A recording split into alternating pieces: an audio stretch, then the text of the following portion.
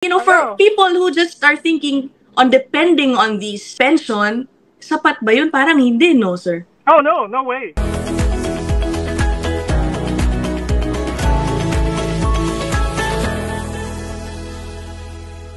Hey guys, you're in a nutshell with me, Ina. I hope this is going to be a very helpful episode for those thinking about their retirement already here in Canada. Paano ba maximize o ano bang pwedeng gawin para magkaroon ng decent retirement fund, lalo na sa mga Pilipinong or mga immigrants na lumilipat sa Canada, syempre in their 40s or 50s, baka iniisip po nila, naku, bitin na ang oras para makabuild ng magandang retirement. Anyway, yan po ang ating pag-uusapan in this episode with Mr. Manny. Hi, how are you? Thank you so much for being here, and naku, alam ko marami ka pong ma-share about this topic. You offer workshops about this topic, ano, Manny? Can you tell us first about Right, that? yeah. So, I've been in Canada for more than 30 years. Tapos noon, so I just recently finished, I started going in a retirement mode. I decided to, get out of the corporate rat race and start to, to slow down. However, siyempre, hindi naman pwedeng wala kang gagawin sa bahay, di ba? Oo. So I started, exploring other options, and I'm also involved with a retirement residence. It's quite a high-end retirement residence here in Oakville. So that gave me some, perspective on what retirement life is all about. I do want to answer the question. Yeah. Dahil nga marami pong mga Pilipino lumilipat dito in their 40s, even Right. 50s, Yeah. marami po. Yeah. And I'm sure one of their concerns, and I know that one of their concerns is it still easy for me to build, a good retirement fund or retirement plan here in Canada, coming here at that age? Yeah. So to answer the question, actually, I'm not reinventing anything. All the information you need to know about retirement in Canada is available at, the Government of Canada website. It's all there. Mm-hmm. So they have a very helpful, information there, topics on what you need to think about, how to prepare for retirement. So sa akin naman, instead of the question, how much do you need, really, is what is the lifestyle you want when you retire? Okay. Because that will determine what kind of, funds you need to support that lifestyle, di ba? Yeah. So, begin with, I would suggest, kasi it's more of like, where are you today in terms of, if you're familiar with cash flow, your personal cash flow, what is the money that's coming into you, and what are the expenses that you pay for, so that's money going out. So I suggest you take a list of all those, revenues that you generate currently before you retire, and select those which ones you will continue, which ones you will lose, and which ones you will gain, diba? So for example, the most common, source of income will be salary, diba? So, yeah. You're working, you get paid, and then maybe if you have some savings in the bank, may interest din yan, diba? And then maybe if you have from your company that you work for, meron sila mga retirement fund din di ba? So benefits yon. For example, as you reach your retirement age, you get your CPP or your Canada pension plan, and then your old age benefit. So right now, even before you retire, take stock of all of those, what's coming in, okay? So, and then now think about when you retire, ano naman yung mawawala, di ba? Yeah. For example, you stop working. So, or you do just part-time. Just estimate magkano na lang yung papasok, di ba? So, that allows you now to have an idea of, okay, how much you can afford. And then the other one is what are your expenses, di ba? So, right now, ano ba yung mga pinagkakagastusan nyo? Let's say, the biggest here in Canada, of course, is housing, di ba? Yeah. So, you either have a mortgage or you rent, di ba? Correct. Or you have your own property or you rent, okay? So, if you think of continuing that when you retire, alam mo na yung mga lalabas yung babayaran, di ba? Correct. Unless you already paid out your mortgage, di ba? That's fine. But even if you pay the mortgage, marami pa rin papasok. For example, your property tax, you still have to pay that. Yung utilities mo will continue to pay for that. Your house, your home insurance, di ba? Tapos noon, meron ka rin mga repairs, di ba? For example, wear and tear sa house because of the elements here with the snow and everything. You have to replace your roof or your shingles, di ba? Ganon, no? Maybe 10 years. Hindi naman totally mawawala yun eh. So it's your choice. And then what's the next expense that you will continue to have when you retire? For example, transportation, di ba? If you want to drive, then you have to have a car or SUV or whatever vehicle you want.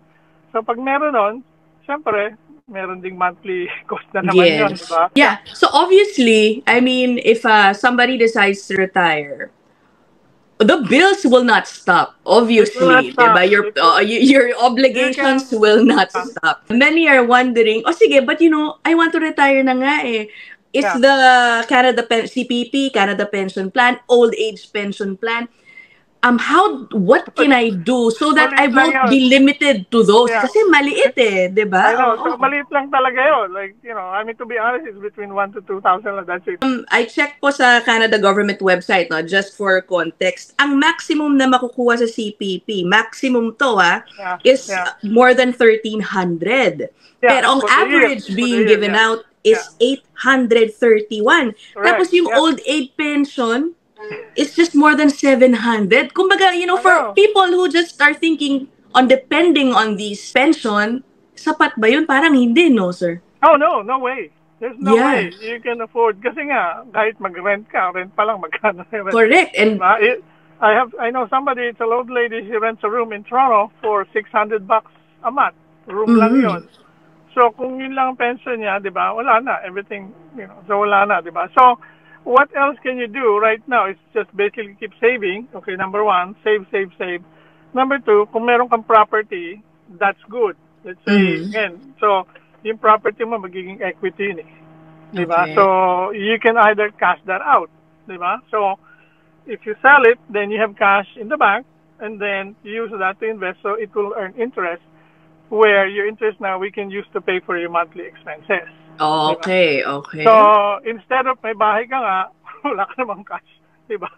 So, ang hirap naman ng buhay. So, you have to face reality, and sometimes you have to let go of things to, to maintain a certain lifestyle, eh. Diba? Okay. Let's say nga, may bahay ka nga, hindi ka naman makalabas ng bahay kasi wala kang, diba, pambayad sa gas or whatever, diba? Yung mga ganon. Yeah. Yeah, so, meron bang, sir, ino-offer? I'm really not familiar with this, ano? Meron po bang ino-offer na like an insurance program or mga banks giving out mga plans for those who want to save up, let's say may 10-year period or something, or 10 to 15-year period to build an additional, source of income? You will have to go to your bank, your bank rep, because they have so many kinds of financial packages. All right. So, and it varies bank by bank. So you can't have a template, a cookie cutter approach on that. Sit down with your, financial advisor in the bank and tell them, because they will see like how much money they have, how much property they can help you, use that to your advantage when you retire. So that's more of a financial discussion than anything else. So I don't want to mislead people, but I'm just trying to tell what the reality is, right? So reality, wala talaga, kulang talaga yung makukuha mong CPP and old age, and that's it. As you said, no, it's between $1,000 to you're lucky if you make 2,000. Correct. Have you encountered maybe people na lumapit sa iyo na only depending on the government's pension? Tapos, I mean, what do you advise them na parang, sir, wala na akong ibang other source of income right now except for this pension, it's kulang. Ano sinasabi mo? Yung swerte naman, yung iba, yung mga seniors na meron naman silang property, that's what I tell them, no? You cash out your money, okay, number one, and then move towards, if you can go to a retirement home, that's better than, or some would downsize, let's say from a, 3-bedroom single detached to maybe a townhouse or a condo.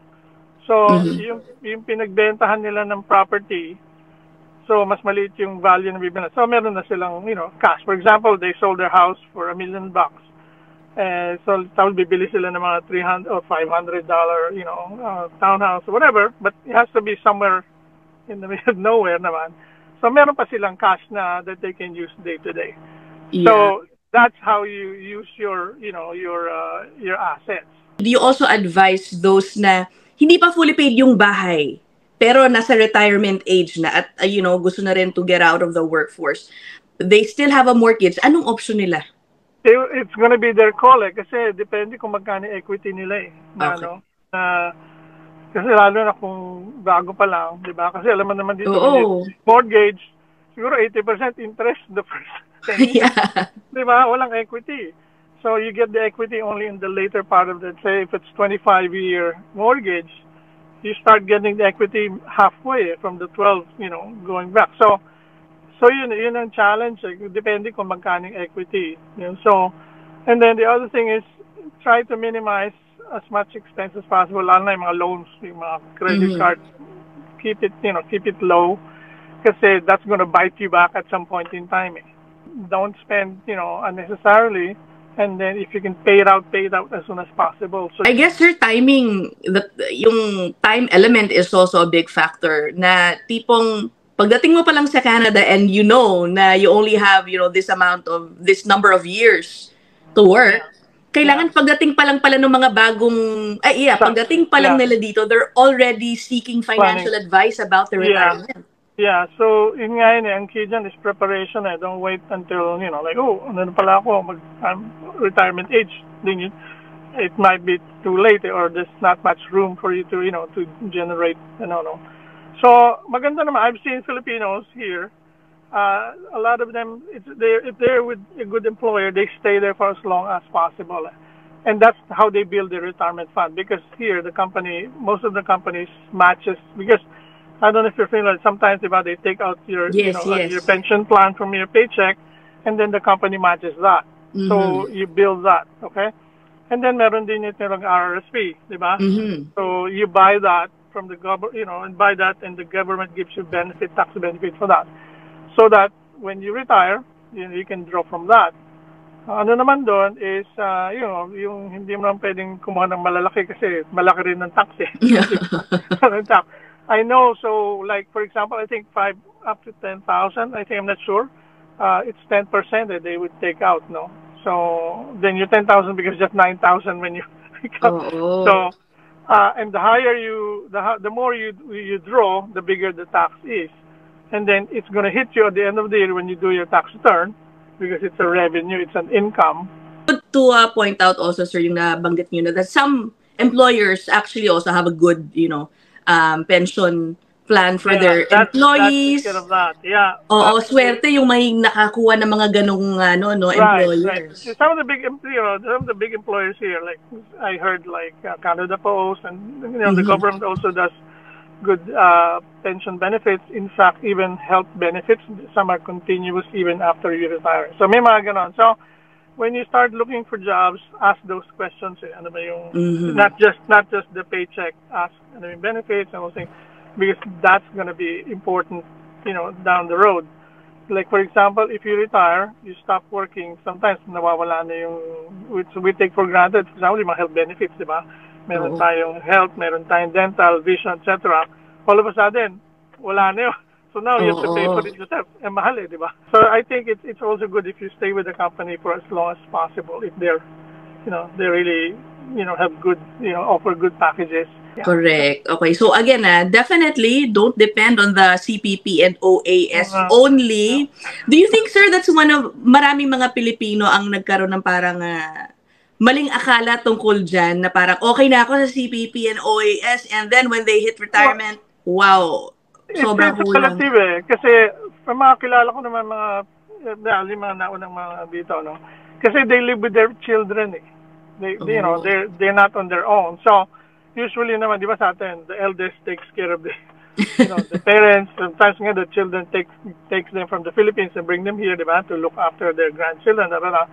And they're expected to stay with the family. So with that, wala naman talagang gastos, di ba? So parang sa kanila, bonus yung CPP, and old Yeah. age. But not everybody in the same boat. Eh. So, Correct. especially if you're on your own. Like dito, the North American or the Canadian, di uso yung ganun eh. Yeah, The children looking after the parents, they're on their own eh. And also Yeah. somehow, yung ganun din, yung North American mentality, they want to be on their own din. Ayaw din nila maging independent, di ba? Yes. Sa atin kasi there's the cultural element of, being together. And if you're it's one of the children or child, parang, it's frowned upon if you let go of your parents, di ba? Let them Yeah. go, di ba? Parang it's not socially acceptable sa atin. Yeah. in But our some, culture. some naman, sir, decide to, nako, sige, may retirement na ako from the Canadian government. Gagastusin ko na lang to sa Pilipinas. It's finally time to go home to the Philippines and visit there. Ano ang advice mo tungkol Yun naman, sa Philippines, when you go back, the Philippines or go somewhere else outside of Canada, the benefits is only good for 6 months. Eh. So, for example, healthcare, di ba? The most important for a senior is the health, di ba? If you get sick here. When you get out of Canada, once you get out of 6 months, it doesn't, it stops yung benefit na yun eh. Once you're away for a long time, more than 6 months, those things stop. So, yeah. Paano yung iba naman, sir, sinasabi, sige, I'll go back to the Philippines and then before the 6-month period, I'll come back to Canada. That's okay. Yeah. And then balik na naman sa Pilipinas. That's okay. more acceptable. Yeah, that's okay. I just don't know for how long you have to stay and then you can go out again. That I haven't checked yet now, but I'm sure there's some guidelines there that you can just come back in, have it stamped, and then come leave again. I don't know. But it's something to be looked at. This is from personal experience because of my mother-in-law who is also going back and forth, Philippines and Canada. Tama po yung sinasabi niyo. It's good to check with the provincial governments because nasususpend po yung health benefits ng aking mother-in-law when she gets here. Halimbawa, 6 months. And then when you get here, it does not automatically get reinstated. You have to wait a while again. Yeah, it's like you establish residency again. Correct. So halimbawa, yung mga nag-iisip, sir, na parang, hindi, when I'm starting to feel something in the Philippines, lilipad na ako ng Canada. Pero hindi po ma-reinstate agad yung health benefits. Well, that's the risk you have to take. So, number one is, if ever you're going to go there, make sure you understand what the regulations are when you go. Number two, that's the other thing, again, personal experience. So, for example, if you get sick there, or outside of Canada, there's also the health and safety of flying back here. Sometimes, let's say, for example, you get sick there, and then you say, okay, I want to go back.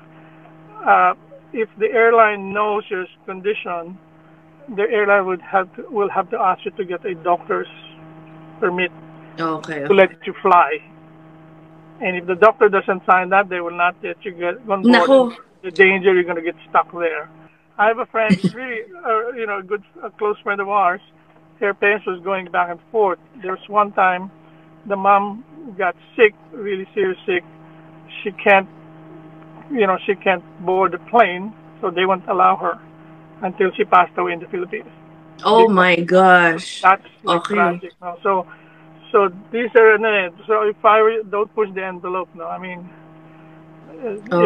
I understand the situation of trying to find a comfortable life, but there are the government knows all of these already. Yeah. This is nothing new to them. So okay. Last na lang, sir. Yeah, sure. Okay, I know you're involved with the biggest, I think, retirement center company dito in one of the biggest in Canada. It's so expensive pala, na-surprise ako, ha? Ang mahal! My gosh, minimum $4,000 a month to get in those retirement centers. My gosh. Yeah. So, who can afford that these days? But if you give an idea, right? So if you pull your resources together, if you're a couple, so you just say you make $1,000 a month for the retirement or $1,500, right? So if you combine that, $3,000 na yun, di ba? Pag dalawa kayo. Okay. So, kulang mo na lang 500, di ba?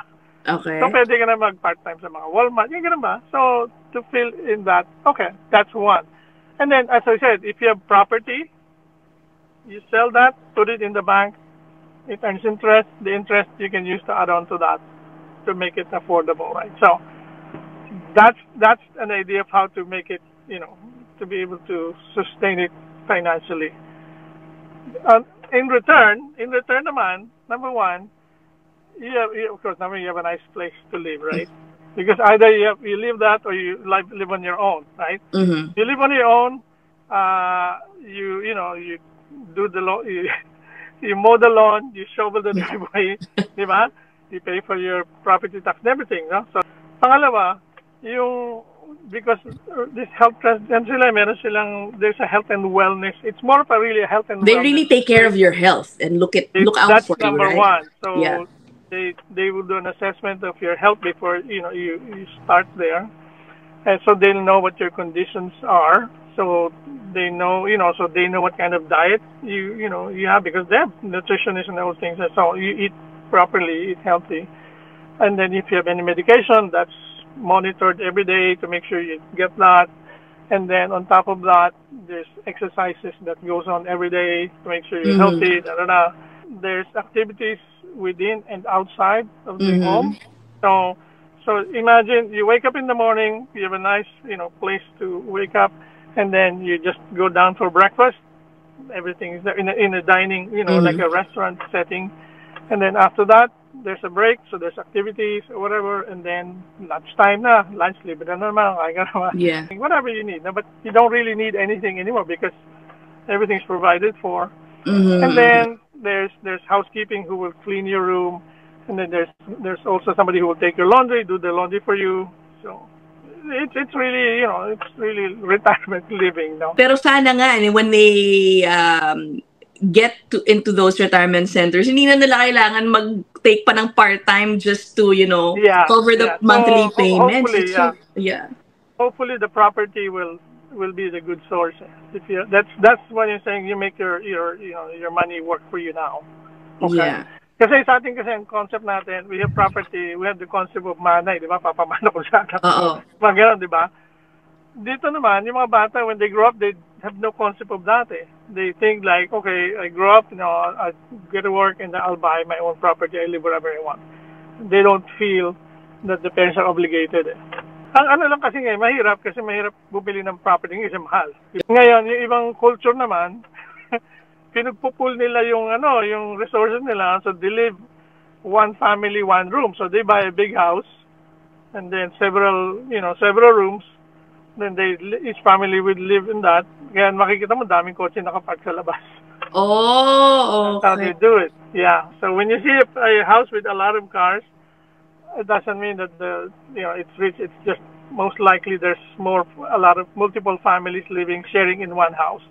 Because they pull their resources together to buy a property. Ganun naman yun. So rather than renting. Yeah.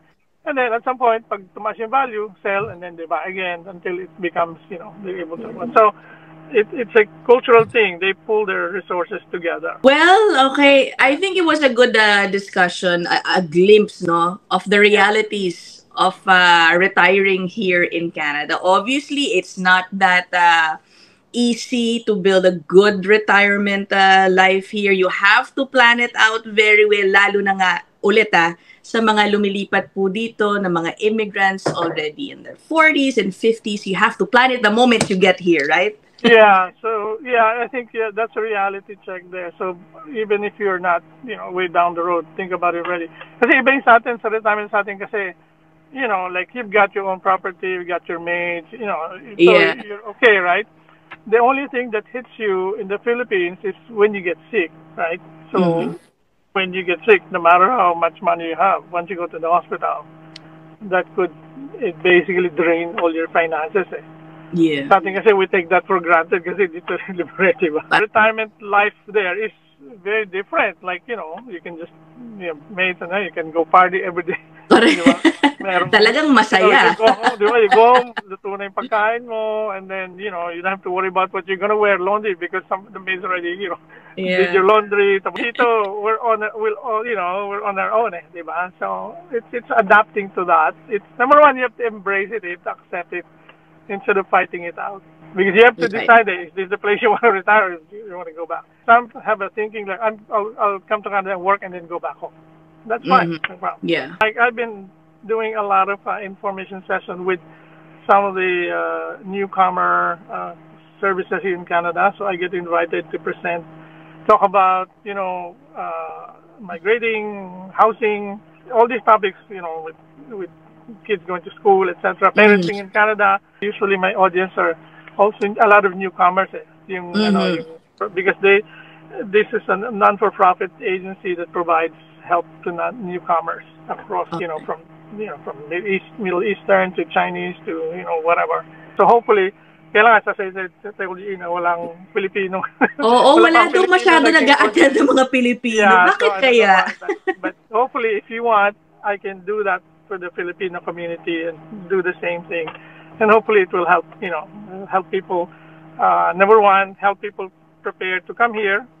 Number two is to settle here. And number three, you have to enjoy Canada. I mean, you're here, so might as well, how do you enjoy Canada while you're here? And there's a lot of things you can do too. So I guess for our viewers interested in attending a workshop with Manny. Like whatever you want, I think you can just ask your audience whatever they want to talk about, and then we can start, doing sessions.